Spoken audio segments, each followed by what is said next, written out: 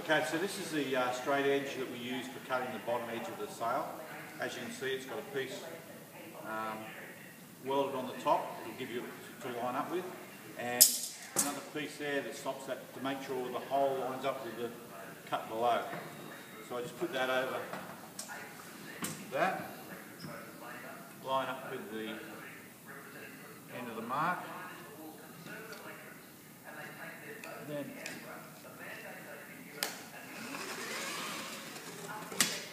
cut it. Now you've got that done. This side doesn't matter because you're going to trim that later. We just cut the top.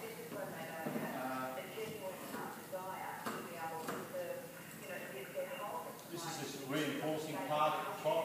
It's not 100% necessary, but in Australia, because they pull the tension up from the top, we have to put this reinforcing piece in. It's just the old way that it was trained to do it. And then simply cut, leaving about 20 to 30 mil, whatever you can fit. Then obviously the next cut is going to be in this section here. Okay, so that's the sail cut out. Takes you about